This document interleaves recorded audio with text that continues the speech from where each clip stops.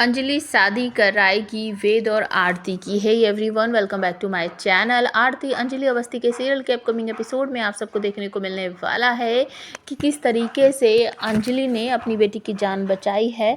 और ये बात अब अंजलि भी समझ चुकी है कि मेरी माँ मुझसे बहुत ज़्यादा प्यार करती है, इसीलिए तो उसने मेरी जान बचाई, अपना खून बहाकर उन्होंने मेरी जान बचाई है। और ये सारी बातें जब वो जाकर राजपूत हाउस में बोलती है तो सभी लोग भड़काने की कोशिश करते हैं, लेकिन क्योंकि सागरिका हमेशा ही ऐसा करती है कि वो ऊटपटांग बातें बोले, बस एक तरह से आरती के कान भरे अंजलि के खिलाफ, और आरती हमेशा उनके बहकावे में भी आ जाती है।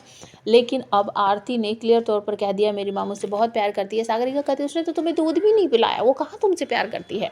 लेकिन आरती कहती है नहीं, मेरी माँ मुझसे बहुत प्यार करती है, तभी तो उन्होंने अपना खून बहाकर मुझे बचाया है, और मेरी माँ जैसी कोई नहीं। इस तरीके से बहुत सारी बातें बोलती है। और दूसरी तरफ वेद अपने चाचू, अपनी बहन से मिलने गया है, जहाँ पर वो सभी लोग उससे कह देते हैं कि बेटा अब चाहे कुछ भी हो जाए, तुम्हें जल्दी से आरती से शादी कर लेनी चाहिए, और हमारा पूरा सपोर्ट है तुम्हें, तुम आरती से शादी कर लो और उस कली को तो हम रास्ते से हटा देंगे। तो वेद बहुत खुश हो जाता है कि मेरा परिवार भी अब मेरा साथ देगा, मेरी शादी वो आरती से करवाने में मेरी मदद करेगा। लेकिन जैसे ही वेद वहाँ से चलता है, मुड़ता है, तो परिवार वालों की कहानी जो है वो सेम टू सेम वही शुरू हो जाती है कि अब ऐसा करना पड़ेगा, एक तीर से दो शिकार करने पड़ेंगे। अब हम इसे आरती को भी रास्ते से हटाना है और इसकी माँ को भी रास्ते से हटाना है।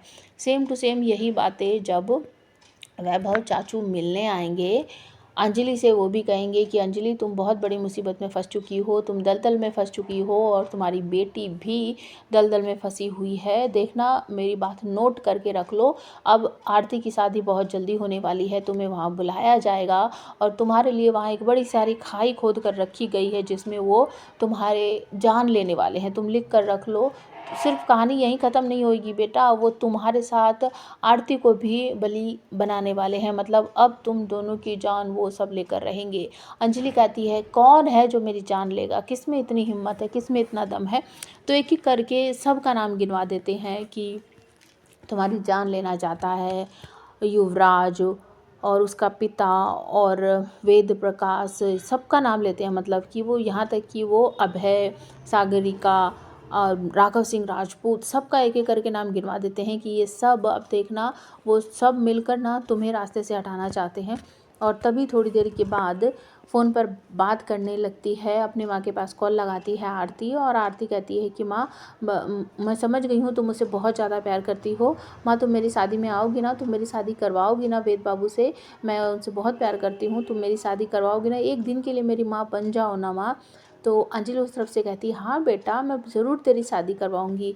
तो अंजलि को आरती इनवाइट करती है कि तुम इस घर में आओ, यहाँ की बहू की बन कर रहो, और जो जो तुम्हारी जिम्मेदारी है वो सब करो। आरती की बात सुनकर अंजलि हाँ करती है कि मैं सारा काम करूँगी, तेरी शादी की तैयारियाँ करूँगी, तेरी शादी करवाऊँगी, उस घर में बहू बनकर रहूँगी, सब कुछ करूँगी बेटा, बस मेरी एक शर्त है, तुझे एक काम करना होगा। आरती कहती है हाँ माँ बोलो क्या करना है मुझे। तो ये बातें सुनने के बाद ना परिवार वाला भी, किसी को भी यकीन नहीं होता। वह कहता सच में ये झूठ बोल रही है, ये नहीं आएगी आरती। अंजलि क्या तुम सच में आओगी, वेद के साथ आरती की शादी करवाओगी। तो अंजलि हाँ कहती कि हाँ मैं आऊँगी, लेकिन उससे पहले आरती बेटा तुम्हें एक काम करना होगा, तुम्हें कोर्ट में ये साबित करना होगा कि कली और वेद की कभी शादी नहीं हुई थी। तो वो कहती हाँ माँ मैं कर दूँगी, साबित कर दूँगी, वो शादी झूठी थी माँ, ये साबित हम कर देंगे। तो अंजलि कहती है अगर तुमने ये साबित कर दिया तो मैं अपने हाथों से तुम्हारी शादी करवाऊंगी, अगर बेटा तुमने ये साबित नहीं किया। तो आरती पूछती है तो माँ, तो अंजलि कहती है कि इसका मतलब ये है कि मैं ये शादी नहीं होने दूंगी, चाहे कुछ भी हो जाए, अगर वेद की शादी कली के साथ हुई होगी तो।